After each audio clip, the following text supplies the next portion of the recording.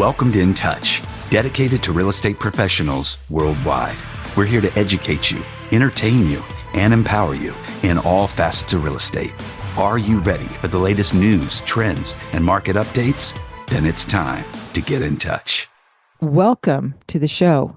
Mindi Landry is our special guest today as we discuss one of the more complex and challenging transaction types seen in residential real estate, and that is working with contingent buyers. Mindi, you have so much experience, and I'd love to have you share a little bit about your extensive background as a top realtor and how you've come to this point today. Well, good morning. Thank you, Sherry.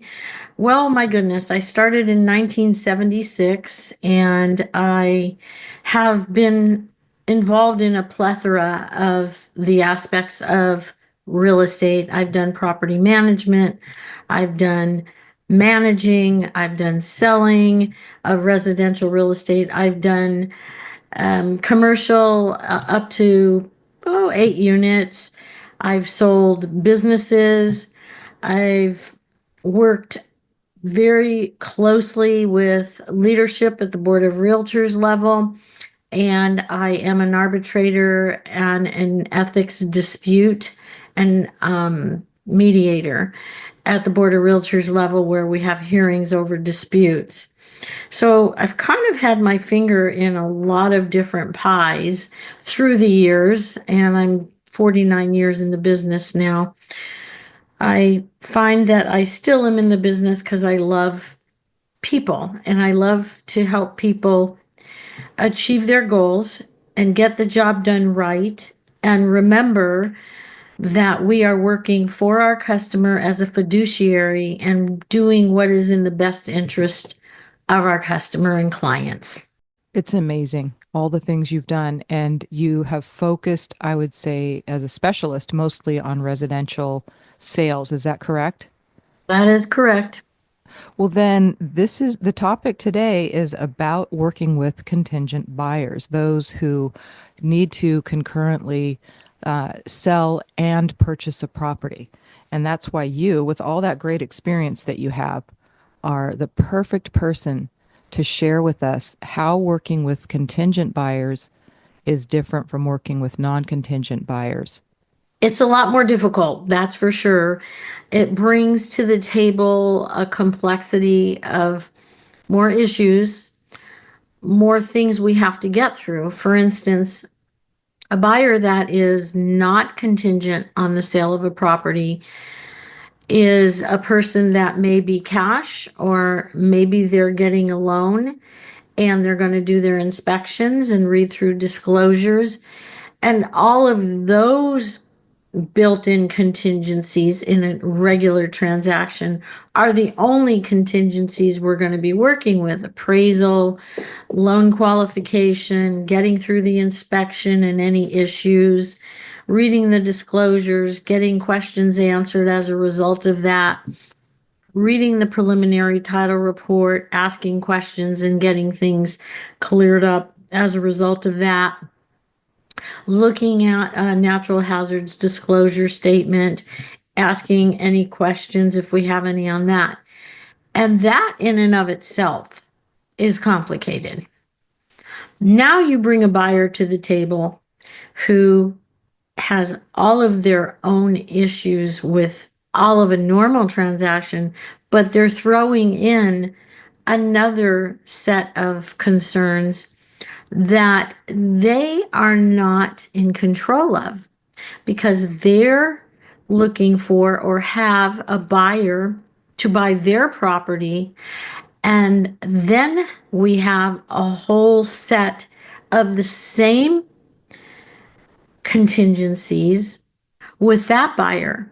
They have to go through reviewing the disclosures on the contingent property, having inspections on the contingent property, getting loan approval on the contingent property and an appraisal if they're not a cash buyer. And so we have now two sets of issues that we have to get through.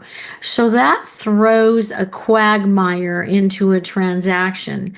And we are now bird dogging two sets of issues that we have to be very mindful of and keep track of and monitor and bird dog. Wow. So it's kind of like, I was thinking it's like trying to bake a souffle and a pie in the same oven at the same time. It's two completely different things and a lot of moving parts.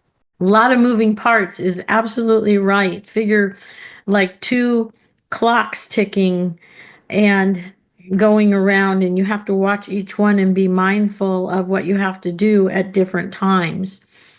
And let's face it, as realtors, we think we have control, but we don't.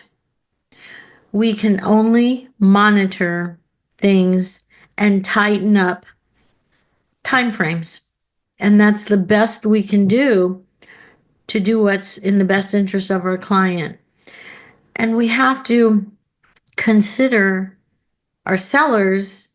If this buyer is not also a seller, we have to consider the seller. What is the seller's ultimate time frame? What are their needs? How quick do they need to proceed to move on to what it is they have to achieve with the sale of their home? So we have to be ever vigilant in paying attention to the goalposts for all parties. Is there a special way you communicate with contingent buyers that are also your listing clients? Is there a way that you talk to them to set those expectations up front and then address the sensitivity and the complexity throughout the process? Because I would imagine a lot of people, I know I would think, okay, when a property doesn't sell right away, or if they find a property that they love, but they are in no position to purchase it because they don't have a buyer in escrow yet. What are some of the conversations you have with those sellers to keep managing expectations that you as the realtor have really no control over the process? With all respect and humbleness, I speak truth about the pitfalls and the downfalls of being a contingent buyer. And I first find out from the seller who needs to sell in order to buy.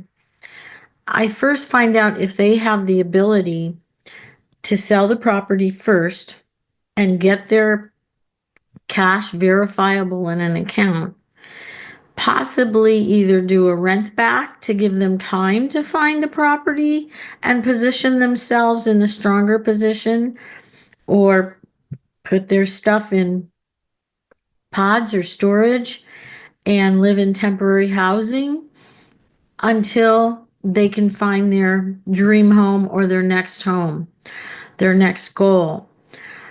That's the first step I'm going to take, because I'm going to explain how their hearts are going to get broken, probably several times before we can come to the table with a strong offer. And I even ask them politely and humbly if they would not even look at properties until their property is in escrow with all contingencies lifted. That's a very tall order for an anxious buyer who needs to find a replacement property.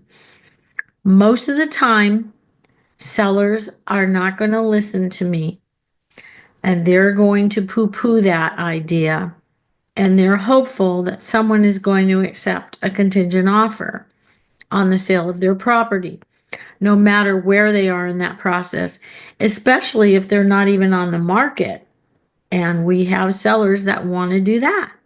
They don't even want to go on the market unless they found the replacement property. Well, they have to be in a position to perform to secure a replacement property most of the time.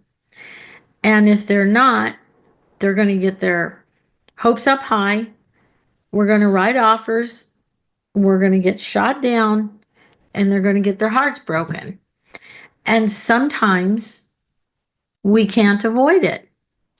Sometimes that process has to happen. So I do the best I can to tell them the dead dog truth up front and the pitfalls of what may happen and what they might go through. And I pray that they listen. That is so interesting because if you think about it, I've had people come to me, they fall in love with the house and they haven't even thought about listing their own. So that was my next question that actually you triggered by your answer is how often would you say these contingent buyers come to you because they find a house that they fall in love with and then they want you to move mountains to get theirs sold and get them in escrow with the replacement? I think we're going to see that a little more often than we have been, but it doesn't happen often. But the people that are sizing down and the people that have a growing family and they don't have a lot of money and all their money's tied up in their property, those are the people that are going to be most anxious about finding a property first because of security for their family and their future and peace of mind.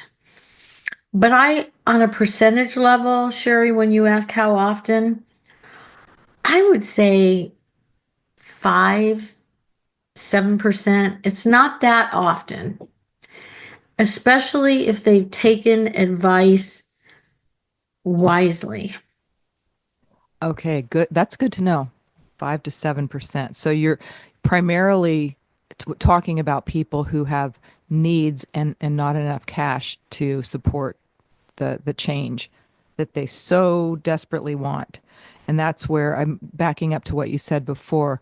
You tell them the truth humbly and from start to finish and walk with them through the process because so many times when there's anxiety, people are not listening. And so there has to be a willingness to continually revisit without shaming them, right? No shame, no shame, because we all have situations in life and we have to figure out together, put our heads together and work through it.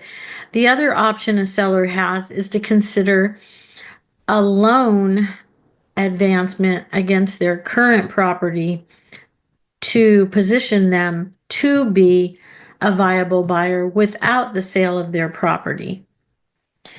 And that's another option that I discuss with sellers that need to sell in order to buy. Yes, it's expensive and it costs more money, but if the market is robust and there's a lot of offers, they need to position themselves to be a strong buyer. And that's another option they can consider. Most sellers do not want to take on the extra expense of doing that. So those are bridge loans, that kind of thing, correct? That kind of thing. And there's a program called Knock that provides that in most cases.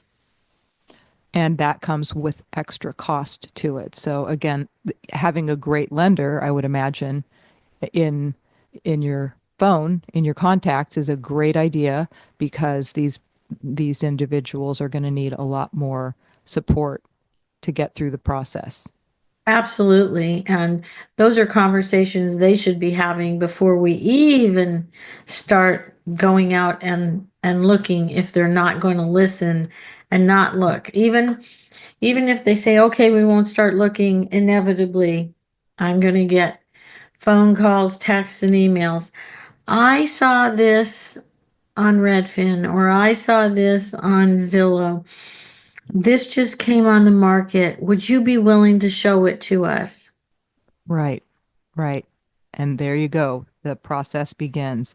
And yet, and there's usually built-in disappointment at least once or twice, some bumps along the way, correct? Or more, yes. So here's an interesting question. When you have a contingent buyer, How often are you representing both the listing side and the purchase side with that buyer? In other words, do you come into situations where they're listing their property with one agent in one market and now they want to move into your market? And maybe if you could speak to the differences there, because I would imagine the process is different, that would be great. More than not, I'm working with buyers that are coming from a different area, and they're working with an agent in that area on the sale of their property, and or I'm finding them an agent in that area to be a listing agent if it's out of my area of expertise, and then working with them as a buyer's agent. Occasionally, I do work with clients that we've got to get their house sold and then help them buy. And I'm having those very same conversations with them up front, trying to get them to wait until we get that property sold. And we've gone through all the contingent issues and contingencies have been lifted. Okay, and you're at the mercy really of the listing agent on the other side, and have to coordinate now with that agent to make sure they're having or they've had the same conversations with the buyer before they come expecting to find a house that you can just get them in contract with, correct? It is called communication, and it's very important to be in communication with the other agent to find out as much as we can about this buyer and their motivation and their situation and what are they going to net and what's the average time frame for marketing. How long is it taking to get properties in escrow, or if they're in escrow, how far are they in the process of inspections and reviewing disclosures? Where are they at? Has the appraisal been done? How's the buyer as far as loan approval? Who's the lender? What's the name and number? I want to talk to that lender too and get permission to talk to that lender too. I'm going to do as much vetting and homework as I possibly can before I step into representing them as a buyer. Because let's face it, if we don't know what's going on with our buyer and how to present the buyer's best face to the seller, well, we've just reduced the odds of getting the property for them. At what point is the ideal point to start making offers for that contingent buyer? The house is listed, the house is in escrow, but contingencies haven't been removed. The house is in escrow and contingencies have been removed, and now we're just waiting for the loan to fund. When it's closed. I knew you were going to say that.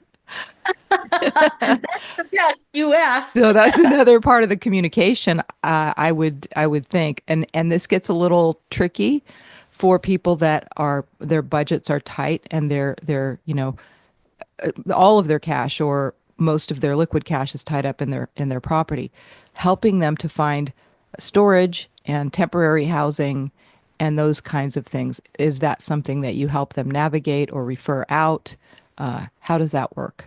All of the above. And if we can't have them closed with their cash verifiable in an account, the very next option that is the best is going to be that all contingencies have been lifted on the sale of their property and they're positioned to close within the next 5 to 7 days. That's the next best. And yes, of course, we're going to step up and provide resources for them or point them to people that can point them to the right resources in order to help with the transition. And of course, you have a whole list of contacts of excellent support affiliates, lenders, property managers, etc. I do my best, and they've been vetted and they've treated other clients well, and I've gotten excellent feedback, or they're not on my list to pass out. Wonderful. The next question is on advising your listing clients. You have a listing, you get an offer, or maybe even multiple offers, and they are contingent buyers. How do you advise them when those offers come in? Yeah, now we're switching hats. This is my favorite part of working with a contingent buyer, in that I have to advise the seller. And once again, let's back up. We've done all the proper intake that we can do with our seller to find out what are their goals, what is their time frame, what are their needs, what are they looking to achieve. We have to be clear on that. Once we're clear on their time frame, then if we get a contingent offer, we have to have a very strong conversation about what that means and how much more convoluted the already difficult quagmire of situations are that we have to go through, and we're going to double that. And I'm going to have that very strong conversation with them. And then I'm going to explain to them how that will affect future offers if this offer falls apart because of all of those other issues that we're now considering taking on, and how that can affect a buyer who would have been a viable buyer having moved on to a property that they could successfully close in a reasonable period of time and not worry about a down leg of complexities. So I have that conversation right off the bat and explain, even if we work through this and negotiate something acceptable to you for a certain period of time, and we're only going to give them a certain period of time to perform. But even if we do that and we remain on the market indicating we're taking backup offers, or we are doing a 72-hour first right of refusal, meaning if someone comes along and they're not contingent on the sale of a home and we want to work with them, then we give that first buyer who is contingent on the sale of a home 72 hours to lift their contingency, prove they have the ability to perform without closing that escrow, or we move on to the next buyer. So we've put the first buyer on notice. We have an offer that is not contingent on the sale of a home. We would like to proceed and go forward unless in the next 72 hours you can prove to us that you are no longer contingent and you have the ability to perform without the close of that transaction. Another word you used there, reasonableness. It is reasonable to say, okay, this is a good offer, but it's not solid, and therefore we're going to put a clause on our counter offer that this is subject to you removing all contingencies. So everybody knows what they're getting themselves into. And this question I'm going to ask next is a little bit redundant because I like the educational side, and I know you do too. You just explained your process when you're representing a seller and how you talk them through offers from contingent buyers. But what advice would you give to other listing agents on how to handle them, even seasoned agents? What are the most important tools that you have for communicating the risks with these types of buyers? Truth and honesty and projecting the pitfalls that could happen and the setbacks and the time that could be lost. And time is money with anybody that owns a property. They're usually paying a mortgage. Tick, tick, tick, tick. Every day is money. They have taxes. They have insurance. And time is money. And we have to be cognizant of that as agents. Time is money. And not only that, but what if somebody's making a move because they have a loved one that's ill and they have to get to that area as quick as possible to help that person and be there for them. There's emotional issues to consider, and it's really important that we know the full picture and know exactly what the needs are of the clients we're working with, and keeping that at the forefront of every advice and counsel that we give out. And when we are willing to advise a seller to potentially consider a contingent on the sale of a property offer, we need to make it perfectly clear to the seller how that could affect time for them. It could go off without a hitch, and then again, it could get delayed, and then again, it could fall out, which means they've lost X amount of time on the market, giving this buyer a chance. But if we continue to market as well as go through the waiting game with a contingent buyer, if we continue to market taking backup offers, then we definitely want to screen each potential agent that calls us that wants to show a listing that we've accepted a contingent offer on, and make sure that we do our dead level best to bring that buyer in for a potential offer that may not be contingent. Wonderful answer. And I'm thinking sometimes there is more than one contingent offer. So if your seller is entertaining an offer contingent on sale of the buyer's property, that buyer might also have a similar buyer for their own property. And that could go on pretty deep in a stack. Have you ever seen situations like that? Yes, I've been involved in 4 ways before, and it is definitely a domino effect. And it is, unless we're in a desperate market, I don't recommend it. When we're dealing with much higher end properties, a lot of times the buyers, even though they own properties, they're liquid, they have enough funds to go on with the sale. But a lot of times that's not the case. And so there will be some contingencies where they're moving up in their price point, and they've got to get their property sold. And that property might be in a price point where it's going to be a move up for the person that's buying that.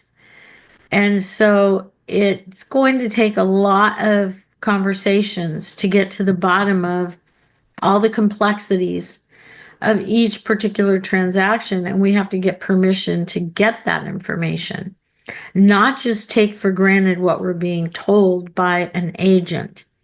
We need to speak to the players, the escrow companies, the lenders, and the listing agents. We need to find out where they're at in each situation. Talk a little bit about that. How does that look? When you get this offer, you're representing a seller and you want to verify with escrow with the lender. Do you ask to speak directly? Do you reach out to them? How does that look? Let's say there's 2 transactions underneath the listing I've got, and there's an offer and it's contingent on the sale of a property, and that property has a buyer who's contingent. I'm going to be asking to speak to each listing agent, each buying agent, each lender, the closing company or escrow company, depending on what part of the country we're in. And if the appraisal's been done, how's that come in at full value with no repair requirements?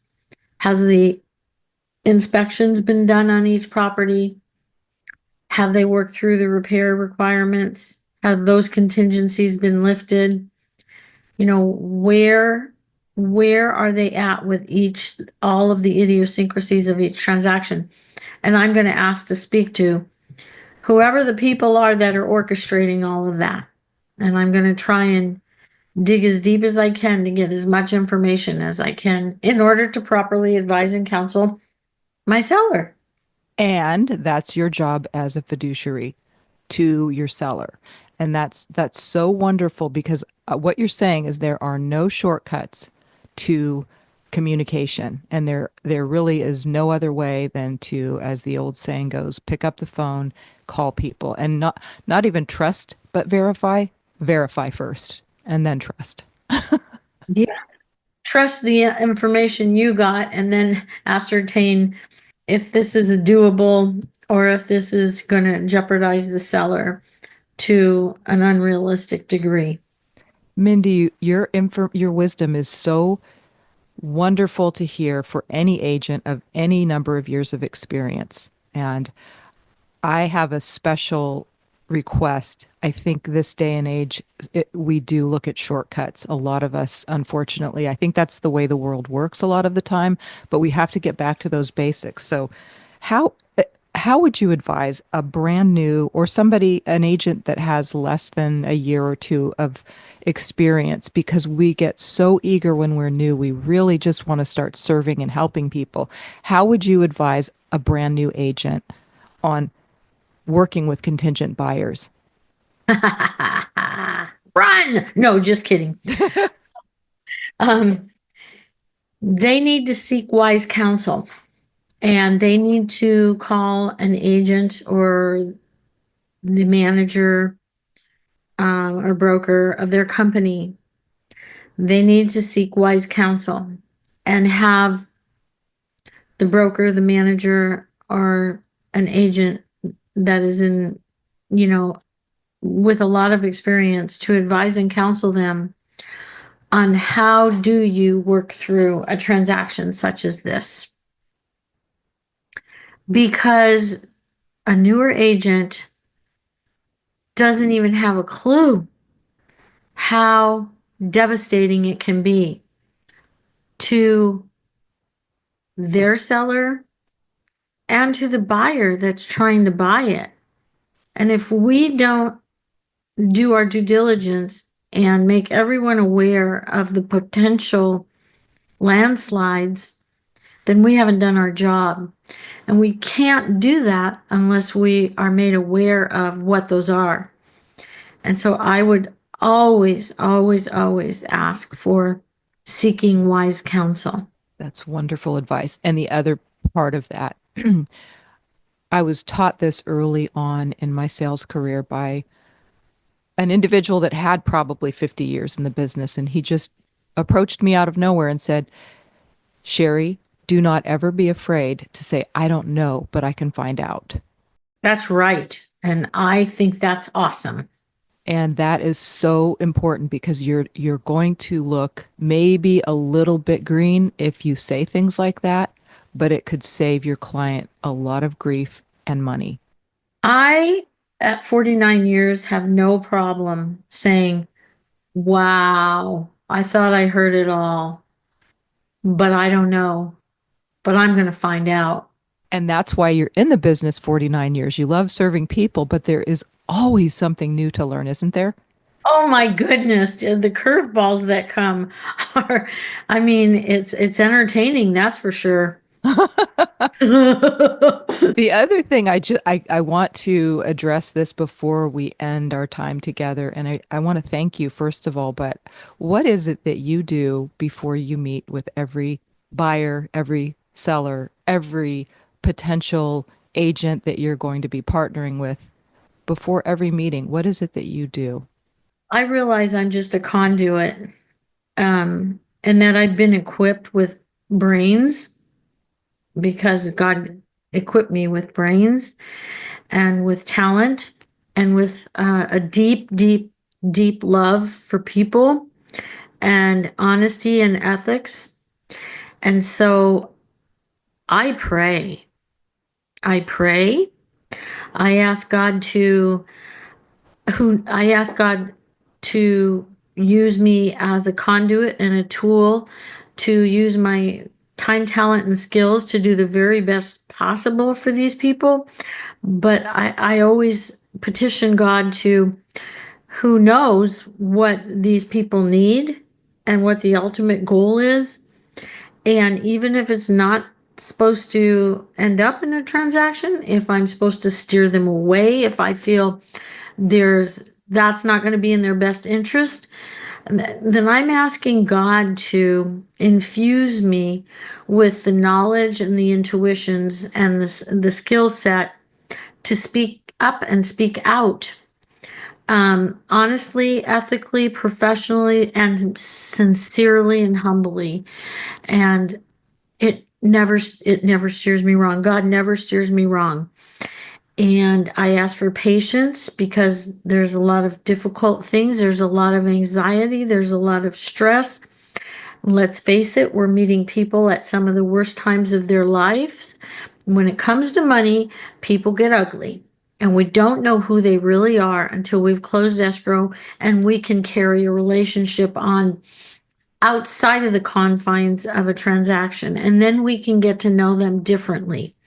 But during a transaction, let's face it, sometimes they're going through death, divorce, abuse. Getting older is very difficult. And I just pray. I pray for God's wisdom and hand to be on me and voice to come out of me. And I knew that about you, but I thought it was worth sharing because lifting up every person, every life to the Lord in prayer before we set about caring for them and carrying them through such a difficult and complicated processes, and particularly with a seller who is also a buyer at the same time, a contingent buyer, is so important. And before we close, here's what I heard from you. Approach people with care, humility, competence, truth, reasonableness, and wrap it all in prayer. Yes. Oh, that sounds good and refreshing. Good. Well, I'll let you get to your all of the above, so you can go out there and do what you do. And thank you for blessing anyone who's listening to this with this wisdom to help them help others in need, which is essentially what being a real estate agent is, helping them with their need and solving their problem. You are amazing, Mindy, and I want to thank you for your time today. Thank you, Sherry. You're welcome. Fun. Thank you so much.